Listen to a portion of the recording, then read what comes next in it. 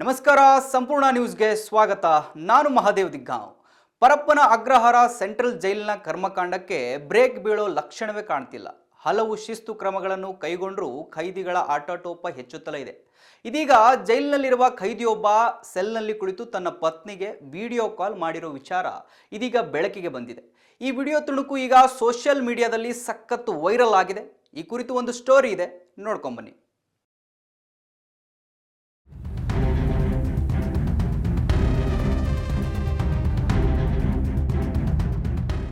ಪರಪ್ಪನ ಅಗ್ರಹಾರ ಜೈಲಿನಲ್ಲಿ ಖೈದಿಗಳ ಐಷಾರಾಮಿ ಜೀವನ, ಕಳ್ಳಾಟಗಳ ಕುರಿತು ಸುದ್ದಿ ಹೊರಬರೋದು ಹೊಸತೇನಲ್ಲ.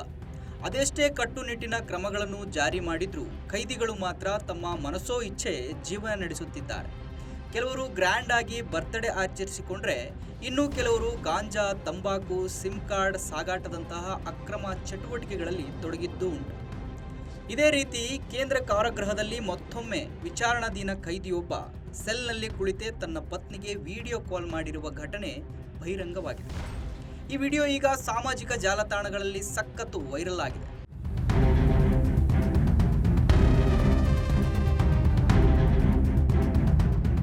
ಪರಪ್ಪನ ಅಗ್ರಹಾರದಲ್ಲಿ ವಿಚಾರಣಾಧೀನ ಖೈದಿಯಾಗಿದ್ದ ಅಕ್ಬರ್ ಜೈಲಿನ ಅಧಿಕಾರಿಗಳ ಕಣ್ಣು ತಪ್ಪಿಸಿ ಮೊಬೈಲ್ ಬಳಸುತ್ತಿದ್ದ ಎನ್ನಲಾಗಿದೆ.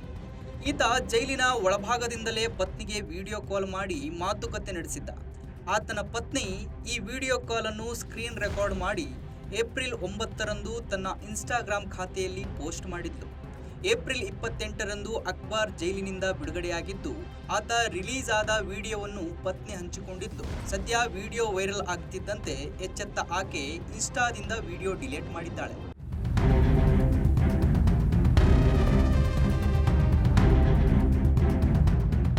ಪರಪ್ಪನ ಅಗ್ರಹಾರದಲ್ಲಿ ಇಂತಹ ಅಕ್ರಮಗಳು ಇದೇ ಮೊದಲೇನಲ್ಲ. ಕಳೆದ ವರ್ಷಗಳಿಂದ ಜೈಲು ಐಷಾರಾಮಿ ಸೌಲಭ್ಯಗಳ ತಾಣವಾಗಿ ಮಾರ್ಪಟ್ಟಿರುವ ಬಗ್ಗೆ ಸರಣಿ ಆರೋಪಗಳು ಕೇಳಿಬಂದಿದ್ವು. ಕಳೆದ ನವೆಂಬರ್ನಲ್ಲಿ ಜೈಲಿನ ಒಳಗಿನ ಹೈಫೈ ವಿಡಿಯೋಗಳು ಹೊರಬಂದಾಗ 3 ಅಧಿಕಾರಿಗಳನ್ನು ಅಮಾನತು ಮಾಡಲಾಗಿತ್ತು. ಈ ಹಿಂದೆ ಜೈಲಿನ ಟವರ್ 1ರ 6ನೇ ಬ್ಯಾರಕ್ ಮೇಲೆ ದಾಳಿ ನಡೆಸಿದಾಗ 8 ಮೊಬೈಲ್ ಫೋನ್ಗಳು, ಸಿಮ್ ಕಾರ್ಡ್ಗಳು, ಚಾರ್ಜರ್ಗಳು ವಶಪಡಿಸಿಕೊಳ್ಳಲಾಗಿತ್ತು. ಕೇವಲ 2 ತಿಂಗಳ ಅವಧಿಯಲ್ಲಿ ಸುಮಾರು 800ಕ್ಕೂ ಹೆಚ್ಚು ಮೊಬೈಲ್ಗಳನ್ನು ಅಧಿಕಾರಿಗಳು ಸೀಸ್ ಮಾಡಿದ್ರು. ಜನವರಿ 23ರಂದು ಖೈದಿ ಸೋಮಶೇಖರ್ನನ್ನು ಭೇಟಿಯಾಗಲು ಬಂದಿದ್ದ ಮಹಿಳೆಯೊಬ್ಬರು 22,000 ರೂಪಾಯಿ ನಗದು ನೀಡಲು ಯತ್ನಿಸಿ ಸಿಕ್ಕಿಬಿದ್ದಿದ್ಲು. ಹಾಗೆಯೇ ಮಾರ್ಚ್ 26ರಂದು ರಿತಿಕಾ ರೈ ಎಂಬಾಕೆ ಖೈದಿ ಫರ್ಹಾನ್ ಖಾನ್ನನ್ನು ಭೇಟಿಯಾಗಲು ಬಂದಾಗ ತನ್ನ ಖಾಸಗಿ ಭಾಗದಲ್ಲಿ ತಂಬಾಕು ಮತ್ತು 5G ಸಿಮ್ ಕಾರ್ಡ್ ಅಡಗಿಸಿಟ್ಟುಕೊಂಡು ಬಂದಿದ್ದು ತಪಾಸಣೆ ವೇಳೆ ಪತ್ತೆಯಾಗಿತ್ತು. ಈ ಎಲ್ಲ ಘಟನೆಗಳ ಬಳಿಕ ಮತ್ತೊಮ್ಮೆ ಇಂಥದ್ದೇ ಕೇಸ್ ಹೊರಬಂದಿದ್ದು ಜೈಲಿನ ಭದ್ರತಾ ವ್ಯವಸ್ಥೆ ಬಗ್ಗೆ ಪ್ರಶ್ನೆ ಮೂಡಿಸಿದೆ. ಇದಾಗಿತ್ತು ಈ ಹೊತ್ತಿನ ಸುದ್ದಿ. ಇದೇ ರೀತಿ ಸುದ್ದಿಗಾಗಿ ನೋಡ್ತಾ ಇರಿ ಸಂಪೂರ್ಣ ನ್ಯೂಸ್. ಇದು ನೊಂದವರ ಧ್ವನಿ.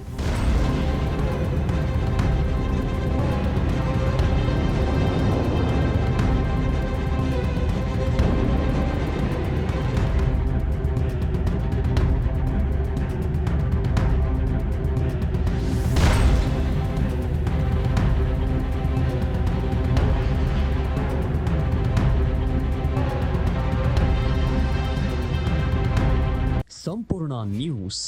ಇದು ನೊಂದವರ ಧ್ವನಿ.